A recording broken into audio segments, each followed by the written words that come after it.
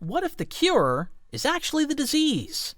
Welcome to the Sanitarium, a remote wellness center in the Swiss Alps where the rich come for a purported cure for their ailments, particularly those stemming from the stresses and pressures of modern life. The windows are spotless, the staff are polite, and the water, let's just say it does more than cleanse your colon. A Cure for Wellness welcomes you in with its spa brochure aesthetic, then locks the doors and subjects you to 2-hour fever dreams soaked in eels, body horror, and psychological horror.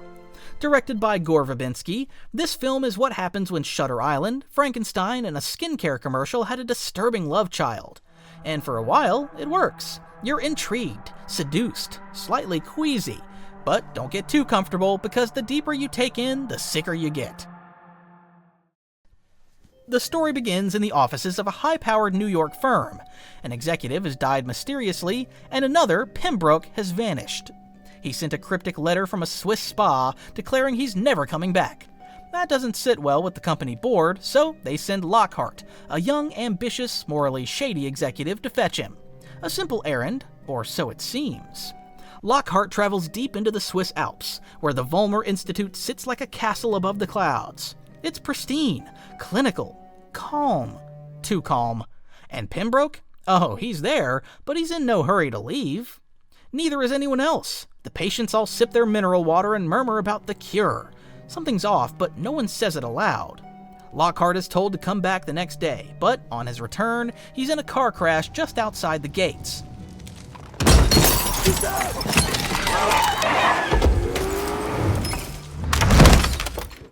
He wakes up in the facility, leg in a cast, being treated by the very people he came to question. Suddenly, he's a patient. From there, things begin to spiral. He explores the facility and uncovers whispers of something sinister beneath the spa's wellness rituals. There's a locked wing, strange experiments, patients who vanish, and a mysterious girl named Hannah who seems both ethereal and trapped, like a fairy tale character misplaced in a nightmare. Through scattered clues and increasingly disturbing discoveries, Lockhart learns the truth about the Vollmer Institute's history.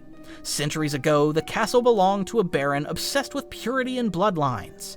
He conducted cruel experiments on the peasants, married his own sister, and after a scandal involving child mutilation and fire, the place was thought destroyed. Spoiler, it wasn't. Dr. Vollmer, the calm and calculating head of the facility, is actually the Baron, somehow still alive, sustained by the cure extracted from human subjects using eels. Yes, eels. Lots of them. Swimming in tanks, hiding in bodies. The water, the treatments, all laced with this twisted science. The patients aren't being healed, they're being harvested. And Hannah? She's not just a mysterious girl, she's Vollmer's daughter, the product of a centuries-long obsession with purity. The endgame? A repeat of history. Vollmer plans to continue his line with her.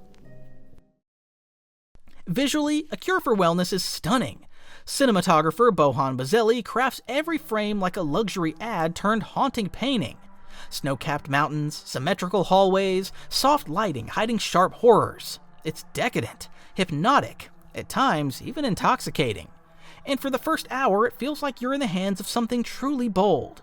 Verbinski builds tension with patience, letting dread creep through the cracks. The editing is disorienting in the best way.